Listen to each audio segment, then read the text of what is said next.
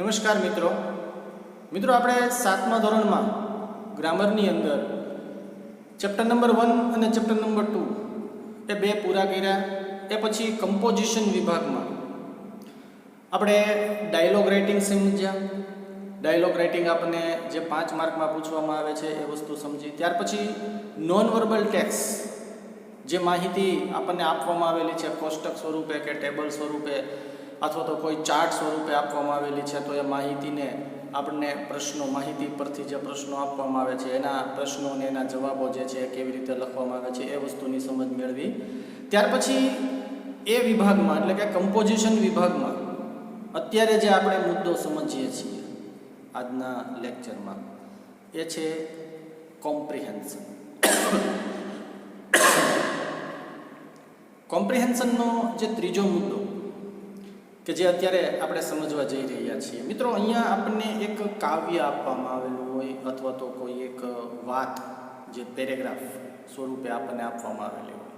કાવ્ય હોય તો કાવ્યની પંક્તિઓ હશે, જો કોઈ સ્ટોરી હશે અથવા તો કોઈ નૈતિક ફરજો હોય, કર્તવ્યો હોય કે જે આપણા ટેક્સ્ટ બુકના એ યુનિટમાં કે એક્ટિવિટીમાં એ ક્યાંય આપવામાં આવેલી ન હોય, એક એક્સ્ટ્રા જેને આપણે વધારાના વાંચન તરીકે સપ્લિમેન્ટરી રીડિંગ આપણે આવે છે, બરાબર ને ટેક્સ્ટમાં। જો કે અત્યારે ફર્સ્ટ સેમેસ્ટરમાં આપણે સપ્લિમેન્ટરી નથી, સેકન્ડ જે આપણું સેમેસ્ટર છે એની અંદર એ સપ્લિમેન્ટરી રીડિંગ એટલે કે દિવાળી પછીનું જે સેમેસ્ટર છે એમાં આપણને લેટ્સ રીડ મોર કરીને થોડું વધારાનું વિશેષ વાંચન જેને આપણે કહીએ એ પ્રકારનું વિશેષ વાંચન જે છે એ આપણને આપવામાં આવેલું હોય છે। તો અહીંયા આપણને જે પેરેગ્રાફ આપવામાં આવેલો છે એ પેરેગ્રાફ અનસીન હોય અથવા તો કાવ્યની જે પંક્તિઓ છે કાવ્યની પંક્તિઓ જે છે એ અનસીન હોય।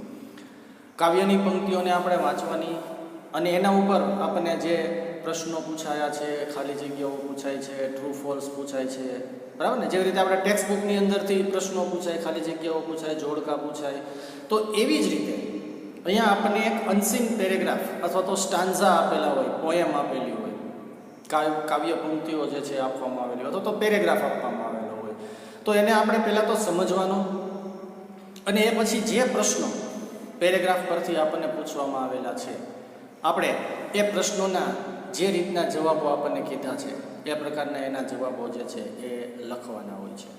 તો તમારા ગ્રામરમાં પેજ નંબર 51 તમે જ્યારે જોશો તો અહીંયા મેં જે સ્ક્રીન ઉપર એ રાખેલું છે એ પેજ તમારી સામે આવશે, બરાબર છે। પેજ નંબર 51 પર જે આપણને સ્ક્રીન શેરિંગ મેં કરેલી છે એ સ્ક્રીન ઉપર જે પેજ છે એ પેજ તમારી બુકમાં ગ્રામરમાં પેજ નંબર 51 પર છે, બરાબર છે। ત્રીજો ટોપિક છે કોમ્પ્રિહેન્શન, અર્થગ્રહણ। કોમ્પ્રિહેન્શન શબ્દનો અર્થ છે અર્થગ્રહણ। જે કાવ્ય પંક્તિઓ આપેલી છે એનો અર્થ સમજવાનો છે, જે પેરેગ્રાફ આપેલા છે એ પેરેગ્રાફના અર્થને આપણે સમજવાના છે અને પછી એના આધારે આપણને જે પ્રશ્નો પૂછ્યા છે એ પ્રશ્નોના આપણે જવાબ આપવાના છે। તો આપણે સમજીએ। અહીંયા સૌથી પહેલું આપણને એક પોયમ આપવામાં આવેલી છે, ઉપર સૂચના છે કે રીડ ધ ફોલોવિંગ પોએમ્સ અથવા તો passages and answer the questions given below them. આપવામાં આવેલ કાવ્ય અથવા તો પેરેગ્રાફ પરિચ્છેદ એને વાંચી અને તેની નીચે જે પ્રશ્નો પૂછેલા છે એ પ્રશ્નોના આપણે ઉત્તર લખવાના છે। જે આપણને ક્વેશ્ચન છે આપણને આપવામાં આવેલા એ ક્વેશ્ચનના આપણે આન્સર અહીંયા લખવાના છે। તો અહીંયા એક કાવ્ય છે, આપણે આ કાવ્યને સમજીએ અને પછી એના ઉપરથી જે આપણને પ્રશ્નો પૂછવામાં આવેલા છે આપણે પ્રશ્નો એને સોલ્વ કરશું। I am a tailor making clothes. Tailor, tailor શબ્દનો અર્થ છે દરજી। હું દરજી છું અને મારું કામ એ શું છે તો કે કપડાં સીવવાનું। મેકિંગ ક્લોથ્સ, અહીંયા કપડાં બનાવવાનું એટલે કે સીવવાનું, બરાબર છે ને। દરજી જે છે એનું કાર્ય એ કપડાં સીવવાનું છે, કપડાં તૈયાર કરવાનું છે। Stitch stitch stitch my needle goes.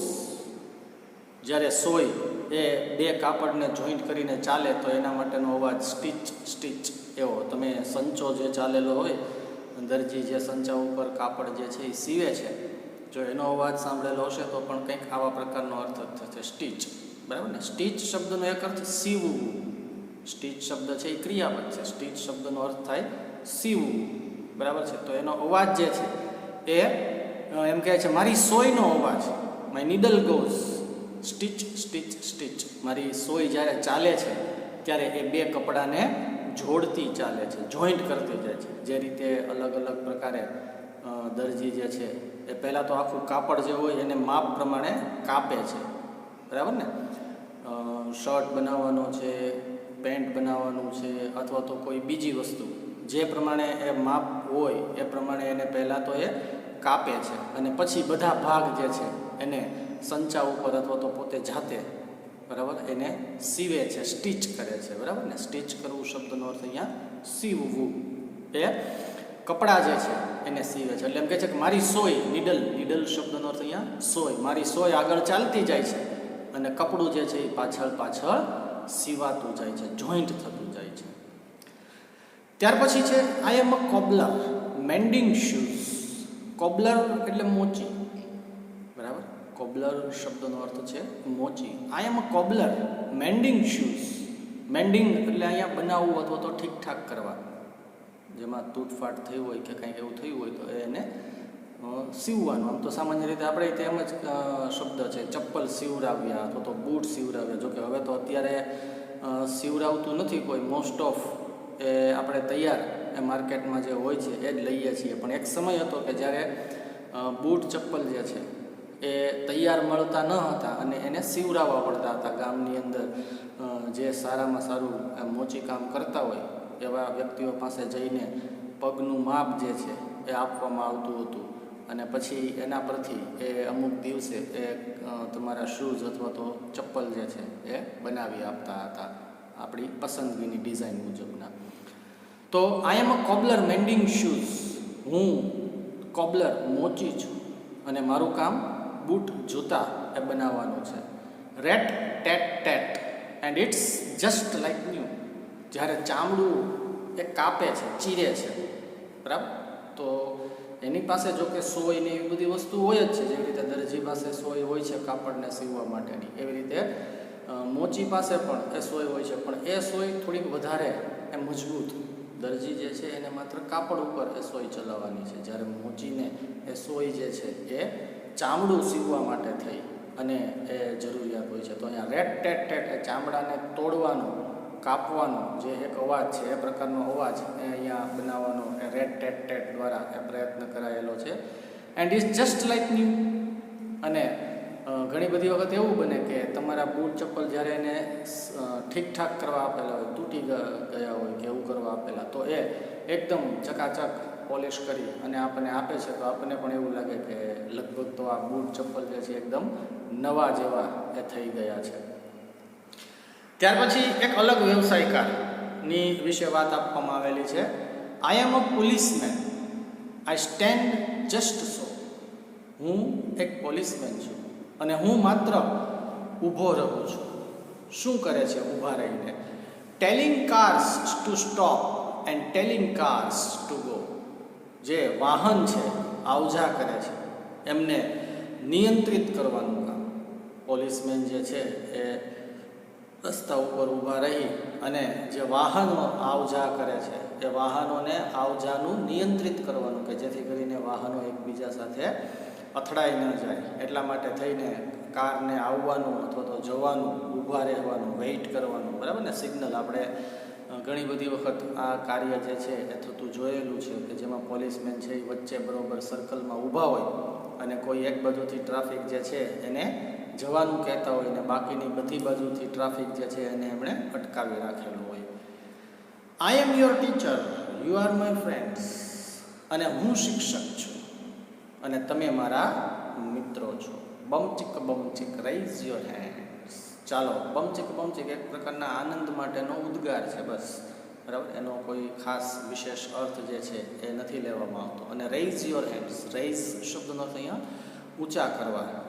Your hands, તમારા હાથ જે છે એ ઊંચા કરો.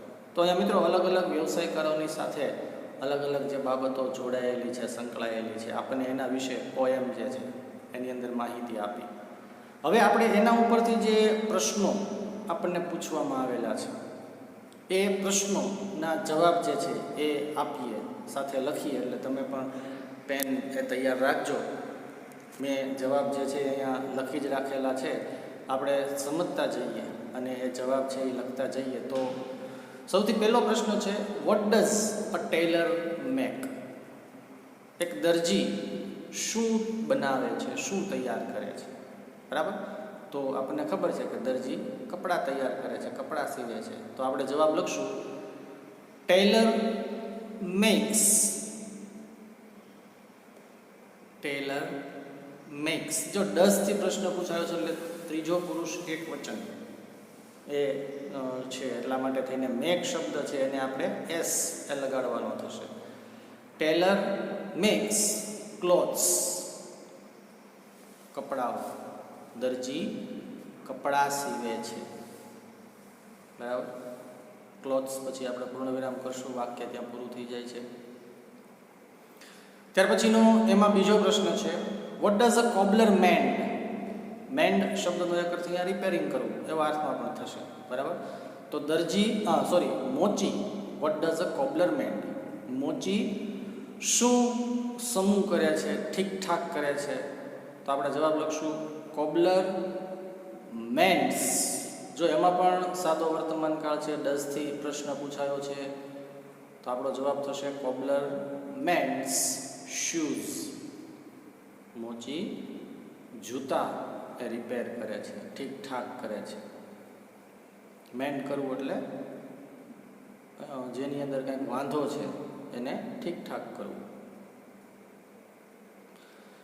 ત્યાર પછીનું ત્રીજું આપણને જે પ્રશ્ન છે, ત્રીજો અને ચોથો, આ બે એમસીક્યુ સ્વરૂપના પ્રશ્નો છે કે જેની અંદર આપણને વાક્ય છે એ અધૂરા આપવામાં આવેલા છે. આપણે એ, બી, સી અને ડી ઓપ્શન વાંચી અને એમાંથી જે સાચો ઓપ્શન છે એને આપણે સામે આપેલા બોક્સમાં, એ માત્ર બોક્સમાં ઓપ્શન લખવાનો છે. તો અહીંયા આપણને ત્રીજો ઓપ્શન આપેલો છે, અ પોલીસમેન. તો એમાં એ મેક્સ ક્લોથ્સ નથી આવતું. બરાબર ને? બી મેન્સ શૂઝ એ પણ નથી આવતું. સી ટીચીસ ઇન સ્કૂલ એ પણ નથી આવતું. D tells cars to stop and to go. Yes, કારને ઊભા રહેવાનું અને જવાનું કહે છે. તો આપણો જવાબ બનશે D, tells cars to stop and go. તો આપણે સામે આપેલું જે બોક્સ છે એ બોક્સની અંદર ઓપ્શન ડી એ જવાબ છે એ લખશું. અને ત્યાર પછી ચોથો જે આપણને પ્રશ્ન આપવામાં આવેલો છે એ પણ વાક્ય છે એ પૂર્ણ કરવાનું કીધેલું છે. તો અ નીડલ ગોઝ. બરાબર ને? દરજીની સોય ચાલે છે. કેવી રીતે ચાલે છે? તો ઓપ્શન એ સ્ટીચ સ્ટીચ સ્ટીચ. બરાબર ને? બી જે છે રેટ ટેટ ટેટ કે જે મૂંચી માટે છે. સી છે બમચીક બમચીક કે જે શિક્ષકની સાથે સંકળાયેલું હતું, આપણને અગાઉ પોયમમાં કીધેલું છે. અને ડી ટર. ટર તો જે છે એ આપણને ક્યાંય શબ્દ આપવામાં આવેલો નથી. બરાબર. તો આપણે અહીંયા needle goes, option A stitch stitch stitch. બરાબર છે? તો મિત્રો આ રીતે આપણે પોયમ જે આપવામાં આવેલી છે એને સમજી અને એના પ્રશ્નો અને જે એમસીક્યુ એની અંદર આપવામાં આવેલા છે એ આપણે સોલ્વ કર્યા છે. ત્યાર પછી મિત્રો એની અંદર આપણને એક બીજો એ પેરેગ્રાફ આપવામાં આવેલો છે. કુલ 5 આ પ્રકારના કાવ્યની પંક્તિઓ અથવા તો પેરેગ્રાફ જે છે આપણને આપવામાં આવેલા છે. અત્યારે આપણે પહેલા ક્વાર્ટરની અંદર આપણે એમાંથી 5માંથી પ્રથમ 2 જે છે એનો અભ્યાસ કરવાનો છે. તો આપણે જે એમાં બીજો પેરેગ્રાફ આપેલો છે એ બીજા પેરેગ્રાફને સમજીએ. તો બીજા પેરેગ્રાફમાં છે આપણને birds, animals and trees are the children of mother earth. Mother earth શબ્દનો અર્થ અહીંયા જે આ કુદરત છે તેને એક માતા, આ પૃથ્વી છે એને આપણે માતા ગણીએ છીએ. તો આ પૃથ્વીના પુત્રો, સંતાનો છે મધર અર્થના. કોણ? તો કે બર્ડ્સ, એનિમલ્સ, ટ્રીસ, આ બધા. બરાબર ને? સાથે સાથે આપણે પણ પક્ષીઓ, પ્રાણીઓ, વૃક્ષો, આ બધું જ એ આ મધર અર્થ એટલે કે પૃથ્વી માતાના ચિલ્ડ્રન, સંતાનો છે. They are our friends two. સાથે સાથે એ આપણા મિત્રો પણ છે. દરેકે દરેક વનસ્પતિ, દરેકે દરેક પ્રાણી, દરેકે દરેક પક્ષી આપણને એક યા બીજી રીતે એ મદદ કરે છે, આપણા હેલ્પ માટે છે, તો એ બધા આપણા મિત્રો છે. We can not imagine the earth without water, trees, birds and animals. અને પૃથ્વીની કલ્પના ન થઈ શકે. માનો કે પૃથ્વી ઉપર પાણી ન હોય, પૃથ્વી ઉપર વૃક્ષો ન હોય, પૃથ્વી ઉપર વનસ્પતિ ન હોય, પૃથ્વી ઉપર પ્રાણીઓ કે પક્ષીઓ ન હોય, આમાંથી કોઈ પણ એક ન હોય તો આપણે પૃથ્વી જે છે એની કલ્પના ન કરી શકીએ. બરાબર. આ બધાનો કુદરતની અંદર એક ચોક્કસ એક યોગ્ય જે છે એક કાર્ય છે, એક એમનો યોગ્ય જે છે એ રોલ છે કે જે એ લોકો પોતે પોતાનો રોલ અદા કરે છે. અને એમના વગર આ પૃથ્વીનું અસ્તિત્વ જે છે એ શક્ય નથી. It is our duty to save them. અને એટલા માટે થઈને એ આપણી ફરજ બની જાય છે. ડ્યુટી છે આપણી, આપણું કર્તવ્ય છે, આપણી ફરજ છે કે આપણે આ બધાનું રક્ષણ કરવું જોઈએ, આ બધાને બચાવવા જોઈએ. જળ, પછી વનસ્પતિ, પક્ષી અને પ્રાણી, આ બધાનું એ રક્ષણ કરવાની જવાબદારી એ મનુષ્ય જાતની છે, આપણી છે. Keep your environment clean. આપણે આપણા વાતાવરણને એકદમ શુદ્ધ રાખીએ, એકદમ ચોખ્ખું રાખીએ. આપણું વાતાવરણ જે છે એ દૂષિત ન થાય. આપણા વાતાવરણની અંદર કોઈ એવા પ્રકારની અશુદ્ધિઓ ન ભળે કે જે અશુદ્ધિઓ પર્યાવરણ માટે, આપણા માટે, વનસ્પતિઓ માટે કે કોઈ પ્રાણી પક્ષી માટે થઈને જોખમ, પ્રોબ્લેમ કરે, એવું એ ન બને એ જોવાની જવાબદારી એ આપણી છે. અને એટલા માટે થઈને આપણે આપણું જે એન્વાયરમેન્ટ એટલે પર્યાવરણ, વાતાવરણ જે છે એ પર્યાવરણને, એ વાતાવરણને આપણે એકદમ સ્વચ્છ રાખવું જોઈએ, ચોખ્ખું રાખવું જોઈએ. Throw garbage in the dustbin only. અને કચરો માત્ર જે ડસ્ટબિન છે, ગાર્બેજ શબ્દનો અર્થ અહીંયા કચરો, કોઈ પણ પ્રકારનો કચરો જે આપણા ઘરમાંથી નીકળે છે, આપણા દ્વારા જે કચરો છે એ કરવામાં આવે છે, તો આ તમામ પ્રકારનો કચરો જે છે એ માત્ર અને માત્ર ડસ્ટબિનમાં, એટલે કે કચરા પેટીની અંદર જ એ આપણે એનું ડમ્પિંગ જે છે, એટલે કે કચરા પેટીની અંદર જ કચરો જે છે એ નાખવો જોઈએ. મિત્રો, અહીંયા વાતાવરણને લગતું, પૃથ્વી માતાને લગતું, ધરતી માતાને લગતું એક પેરેગ્રાફ જે છે એ આપણને આપવામાં આવેલો છે. આપણે આ પેરેગ્રાફને સમજ્યા. હવે એના પરથી પેજ નંબર 52 પર આપણને જે પ્રશ્નો આપવામાં આવેલા છે, આ પ્રશ્નો અને એના આન્સર એ હવે આપણે એ લખીએ. બરાબર છે. તો સૌથી પહેલો પ્રશ્ન છે, who are the children of the mother earth. બરાબર. આ પૃથ્વી માતા, ધરતી માતાના સંતાનો કોણ છે? બરાબર. તો આપણને સૌથી પહેલી જ લાઈનમાં એ વસ્તુ આપવામાં આવેલી છે. લખો, બર્ડ્સ, અલ્પવિરામ, એનિમલ્સ, અલ્પવિરામ, એન્ડ ટ્રીસ. બધા શબ્દો બહુવચનમાં છે. બર્ડ્સ એ પણ બહુવચનમાં છે, એનિમલ્સ એ પણ બહુવચનમાં છે, અને ટ્રીસ એ શબ્દ પણ બહુવચનમાં છે. Are the children, are the children of the mother earth, of the mother earth. બરાબર. પૂર્ણ વિરામ. બર્ડ્સમાં બી બધાએ કેપિટલ કરેલો હશે, જો કે જોઈને લખો છો એટલે એવી ભૂલો નહીં થાય. બરાબર છે. પણ મિત્રો, આ બધી બહુ જરૂરિયાતની બાબતો છે જેના વિશે આપણે અગાઉ પણ એ વાત કરી હતી. અંગ્રેજી ભાષામાં જ્યાંથી તમે વાક્ય શરૂ કરો છો એનો પહેલો અક્ષર હંમેશા પહેલી એબીસીડીનો, કે જેને આપણે કેપિટલ તરીકે ઓળખીએ છીએ. પછીનું question number 2, what is our duty. આપણી ફરજ શું છે, આપણું કર્તવ્ય એ શું છે? What is our duty. આપણી ફરજ શું છે, આપણું કર્તવ્ય શું છે? તો જવાબ લખીએ આપણે. અવર duty is, our duty is to save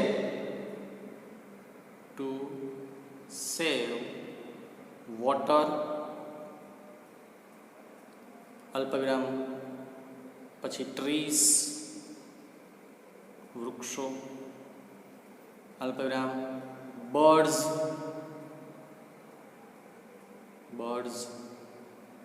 and animals, and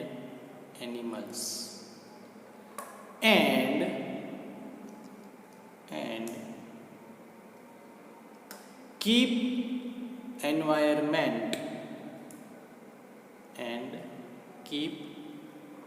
environment clean, ચોખ્ખું રાખવું. બરાબર ને? આપણી ડ્યુટી શું છે?